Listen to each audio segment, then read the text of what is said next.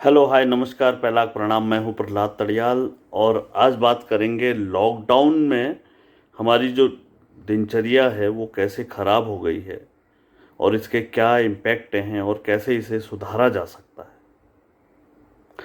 दोस्तों, लॉकडाउन की अपनी कुछ मुश्किलें हैं और कुछ अच्छी बातें भी हैं। लॉकडाउन होने की वजह से हम लोग सुरक्षित हैं अपने घरों पे। जो अधिकतर मनोचिकित्सक हैं उनका कहना है कि लॉकडाउन की वजह से ज़्यादातर लोगों का जो रूटीन है वो ख़राब हो चुका है और उसका असर जो है हमारी बॉडी क्लॉक पे पड़ रहा है। तो आज जानने की कोशिश करते हैं कि कैसी होनी चाहिए हमारी दिनचर्या लॉकडाउन में। तो दोस्तों, जैसे कहते हैं कि आपकी दिनचर्या ठीक होगी तो आपका शरीर सही होगा, स्वस्थ होगा। तो जो एक्सपर्ट हैं उनका मानना है कि दिनचर्या ठीक रहेगी तो आपकी सांस की गति बेहतर रहेगी, रक्त का प्रवाह संतुलित रहेगा और तंत्रिका तंत्र जो आपका है वो बेहतर ढंग से काम करेगा और इसका सीधा असर जो है हमारे हृदय गति पर पड़ता है। इससे शरीर आराम महसूस करता है और उसमें ऊर्जा बनी रहती है। घर में ही आप ये तरीके अपना सकते हैं।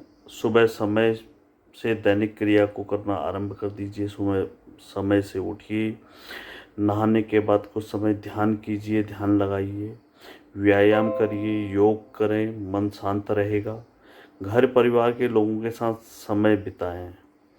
जो अकेले में हैं वो अपनी पसंदीदा काम कर सकते हैं और आलस्य ना करें, कुछ ना कुछ सीखने की कोशिश करें। हम आगे बात करेंगे। लॉकडाउन में अगर हमें स्वस्थ रहना है तो हमारी नींद भी प्रॉपर होनी चाहिए। हमें कम से कम 7 घंटे की नींद जो है वो लेनी चाहिए। और जो लॉकडाउन से सबसे अधिक प्रभावित हुई है वो हमारी नींद ही है, जो जिसके कारण हम तनाव में रहते हैं, अनिद्रा अवसाद की ओर जा रहे हैं। रात को 7 घंटे की नींद व दिनचर्या के पालन से ही हम स्वस्थ रह सकते हैं। एक्सपर्ट का मानना है कि अगर दिन में बहुत अधिक सो लेते हैं तो सामान्य दिनों में रात में जितनी नींद हम लोग लेते हैं उसमें से 30 से 45 मिनट बाद ही हम सो पाएंगे। अगर आप दिन में बहुत देर तक सो रहे हो तो ये बॉडी क्लॉक ख़राब हो जाता है और इसका जो शुरुआती लक्षण है, जिसका मानसिक स्वास्थ्य पर हमारा बहुत बुरा असर पड़ता है। दोस्तों, अगर हम एक्सपर्ट का माने तो एक्सपर्ट बोलते हैं जब एक वयस्क व्यक्ति जो है रात को 7 या 7.5 घंटे की नींद जो है एक्सपर्ट कहते हैं कि लेनी चाहिए। जब आप रात को गहरी नींद में सोते हैं तो मस्तिष्क में एक न्यूरोट्रांसमीटर बनता है जिससे व्यक्ति जो है सुबह उठता है तो वो खुद को ऊर्जावान, तरोताज़ा महसूस करता है, एकदम फ्रेश महसूस करता है। और अगर हम दिन में सोते हैं और रात को तय समय जो हमारा सोने का रोज़ का रूटीन है उससे पहले हम बिस्तरे पर चले जाते हैं तो मस्तिष्क जो है आपको सोने नहीं देता है, उठे रहने के लिए बोलता है। और उस वक्त वो उतने अगर आप सोने की कोशिश भी करते हैं तो जो ट्रोमामीटर है आपका वो बनता नहीं है। इस कारण जो है आपको नींद जो है अच्छी नींद नहीं आती है, आप प्रॉपर सो ही नहीं पाते हैं। और जब आप उठते हो तो थकान सी महसूस होती है, आप फ्रेश नहीं होते हो। और दोस्तों, मेरी एक सलाह है कि दिन में सोना अवॉइड कीजिए, मत सोइए। उसके वनस्पत अपने को खुद कुछ ऐसे कामों में व्यस्त रखिए जो कुछ नए काम हो, जिसमें आपका इंटरेस्ट हो, ऐसे काम कुछ करिए। डॉक्टर्स का मानना है कि लॉकडाउन में 70% करीब लोग जो है वर्क फ्रॉम होम कर रहे हैं और इसमें से ज़्यादातर लोग जो है समय से सो नहीं रहे हैं।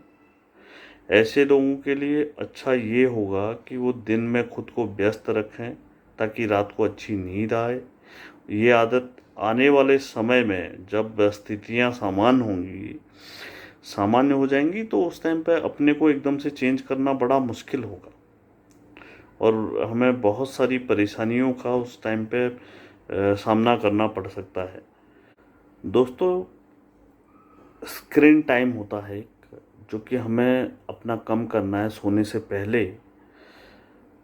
से पहले अपना स्क्रीन टाइम कम करना बहुत ज़रूरी है। बिस्तर में सोने के लिए आप जा रहे हो तो नॉर्मली होता क्या है कि हम लोग फ़ोन देखते रहते हैं, व्हाट्सएप देखते रहते हैं और अपने दोस्तों से बात करते रहते हैं या चैटिंग करते रहते हैं, कुछ ना कुछ उसमें करते रहते हैं।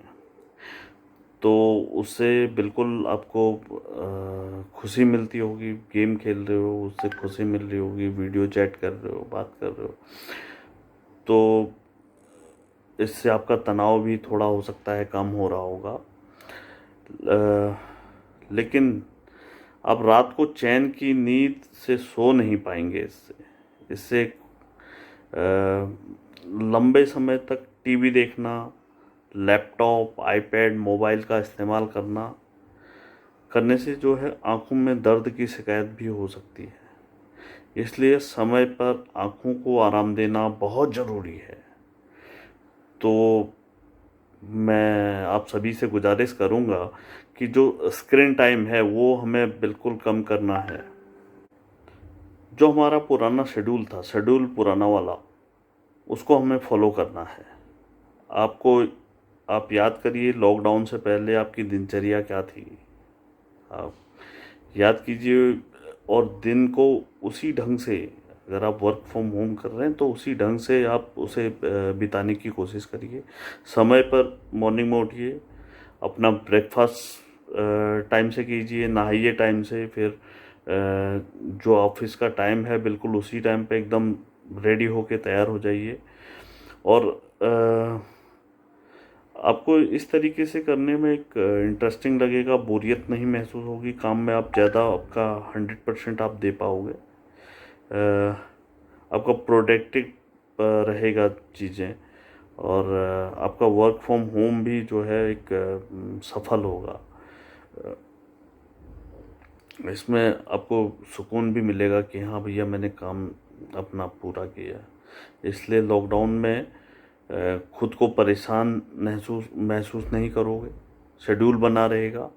लॉकडाउन के बाद आप एकदम आपको ज़्यादा परेशानियां नहीं उठानी पड़ेंगी एडजस्ट करने में। अच्छा दोस्तों, वर्क फ्रॉम होम हम लोग ज़्यादातर लोग कर रहे हैं, तो वर्क फ्रॉम होम जो है बिल्कुल एकदम ऑफिस स्टाइल में होना चाहिए। लॉकडाउन में आप वर्क फ्रॉम होम भी कर रहे होंगे, लेकिन आपके जो ऑफिस के काम को करने का घर से करने की बात जो है, इसको आपने कहीं बहुत ज़्यादा लाइटली तो नहीं लिया है। ऑफिस वाला काम आप घर वाले अंदाज में तो कैसे भी बैठ के तो नहीं कर रहे हैं। अगर ऐसा है तो बंद कर दीजिए इसको। हर काम को करने का एक तरीका होता है, उस तरीके से ही उसे किया जाता है, और तो आपका मन भी उस काम को करने में लगेगा। इसलिए ऑफिस का काम जो है प्रोफेशनल अंदाज में कीजिएगा। लैपटॉप लेकर सोफे में बैठकर काम करेंगे तो कभी भी आपका 100% आप अपने काम में नहीं दे पाएंगे। जबकि यही काम टेबल कुर्सी पर के साथ करेंगे ऑफिस वाले स्टाइल में, तो आप अपना 100% उसमें दे पाएंगे। आपका ज़्यादा मन लगेगा, अच्छे से काम कर पाएंगे। कुछ ऐसा ही आपको घर के कामों में भी करना है। जैसे अगर खाना खा रहे हैं तो लैपटॉप वाली टेबल पे ही खाना खा रहे हैं, ऐसा नहीं करना है, बल्कि डाइनिंग टेबल का यूज कीजिए, या जहाँ पे भी खाना खाते हैं वहाँ पे खाना खाइए। लॉकडाउन की वजह से हमारे पास समय की बिल्कुल भी कमी नहीं है। तो कुछ चीज़ें होती हैं जो हम सालों से करना चाह रहे थे, लेकिन अपने व्यस्त शेड्यूल के चलते हम लोग कर नहीं पाए। तो ऐसा मन में अक्सर रहता है कि हम लोग मलाल रहता है कि हाँ यार, ये चीज़ करनी थी, नहीं कर पाया। तो उन चीज़ों को करने का ये बेस्ट टाइम है। उनको करना स्टार्ट कर दीजिए और उनके लिए एक शेड्यूल बना के रखिए। और शेड्यूल बनाना इसलिए भी ज़रूरी है ताकि उस काम में आपका मन भी लगा रहे। आप उनका फिक्स कर दीजिए उसके लिए एक टाइम, और ये टाइम जो है ऑफिस का काम ख़त्म हो जाने के बाद करिए, ताकि आपका ऑफिस का काम भी सफ़र ना करे और आप टेंशन में ना रहें कि मेरा ऑफिस का काम तो रह गया और ये काम में मैं ज़्यादा बिजी हो गया।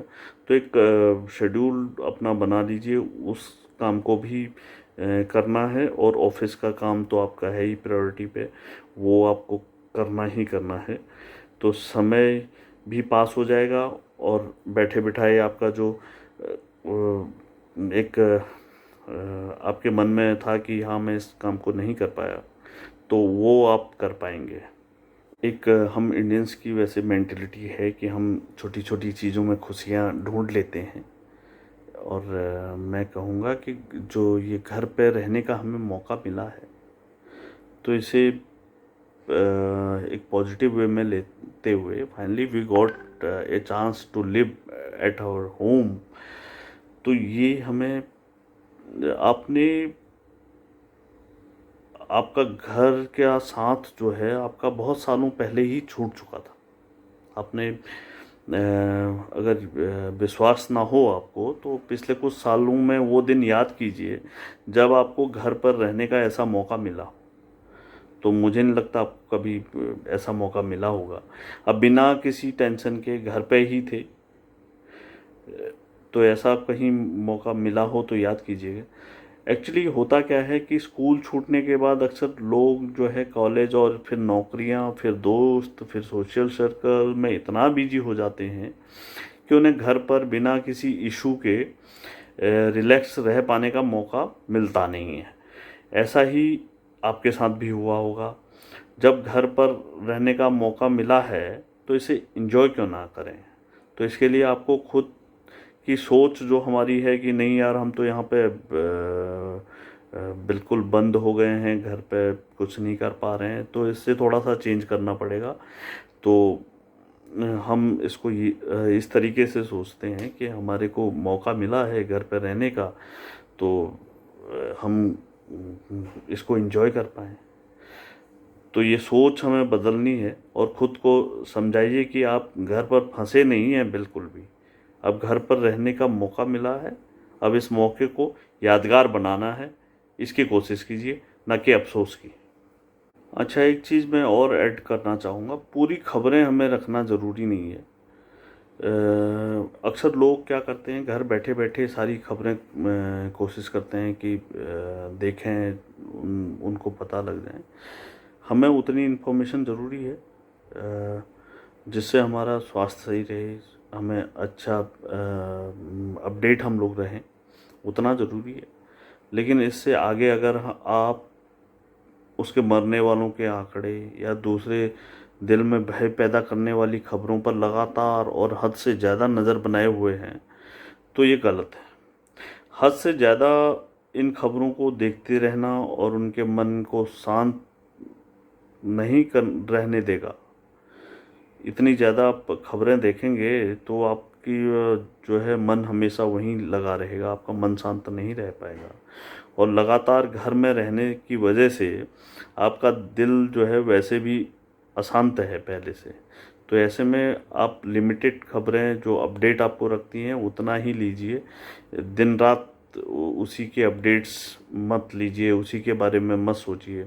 और लॉकडाउन के चलते हम घर पे रहकर अपनी फिटनेस का ख्याल रखना बहुत बेहद ज़रूरी है, और थोड़ा सा मुश्किल भी है। ऐसे में आपको दिन की शुरुआत जो है करने के साथ जो है एक अपने रूटीन टाइम में करनी है, और रूटीन को अपना बनाए रखना है। सुबह उठकर सबसे पहले मैं एडवाइस करूँगा, मैं भी लेता हूँ, फ्रेश होकर जो है गर्म पानी पीजिए। गर्म पानी पीने से आपके पेट की जो हैं बीमारियाँ दूर होती हैं, साथ ही साथ आपकी स्किन में ग्लो आता है। आप अपने दिन की शुरुआत जो है घर पर एक्सरसाइज करके, योगा करके, रस्सी कूद, jumping jack, pushup, pull up, ये सब चीज़ें एक्सरसाइज करके भी कर सकते हैं। सुबह उठने पर जो नट्स होते हैं, अनसॉल्टेड नट्स, आप अपनी या घी के साथ उनको खा सकते हैं। नाश्ते के लिए cheela, brown bread, paratha, dosa, oats जैसी चीज़ें खा सकते हैं। सुबह नाश्ता करना बेहद ज़रूरी है। ये बहुत इम्पोर्टेंट है कि नाश्ता करना बहुत ज़रूरी है। इसके लिए किसी भी कीमत पे ना अपने ब्रेकफास्ट को स्लिप मत कीजिएगा। दोपहर के भोजन में कुछ भी खाया जा सकता है, लेकिन कोशिश करें रोज़ाना दालें आपके आहार में शामिल हो, हरी सब्जी हो, इसको अपनी डाइट में शामिल करिए। शाम को कोशिश करें जो हमारी शाम की चाय होती है वो 6 बजे से पहले पहले हम लोग फिनिश कर दें, और हो सके तो उसके साथ एक बिस्किट वगैरह ज़रूर लीजिएगा। दोस्तों, एक सोशल मीडिया बर्नआउट होता है, तो आप चेक कर लिए आप भी तो कहीं नहीं हो रहे हैं सोशल मीडिया बर्नआउट के शिकार। तो अगर आप पूरा दिन लैपटॉप या मोबाइल पर सोशल मीडिया के बीच गुजार रहे हैं तो सतर्क हो जाइए। चीन समेत कई सारे देश जो लॉकडाउन से बाहर आ रहे हैं, वहाँ इंटरनेट चलाने वाले लोग जो सोशल मीडिया बर्नआउट के शिकार हो गए हैं, वो खुद को बोझिल महसूस कर रहे हैं और उन चिड़चिड़े हो चुके हैं। उनको बहुत मुश्किलात हो रही हैं उन सब चीज़ों से बाहर आने में। तो एक्चुअली होता क्या है कि सोशल मीडिया पर ज़्यादा टाइम बिताने से आप एक ऐसी स्थिति में पहुंच जाते हैं और थकान और मानसिक तनाव महसूस करने लगते हैं। मनोवैज्ञानिक जो है इस स्थिति को क्रोनिक स्ट्रेस कहते हैं। क्रोनिक स्ट्रेस, यह स्थिति धीरे धीरे पनपती है, इसलिए ज़्यादातर लोगों को इसका पता ही नहीं लग पाता। और हम लोग सोशल मीडिया पर इतने व्यस्त रहते हैं कि हमें पता ही नहीं लग पाता कि हम इस बीमारी की आगोश में आ चुके हैं। तो ये सोशल मीडिया पे हमें बिल्कुल रहना है, एक्टिव रहना है, लेकिन लिमिट के साथ रहना है।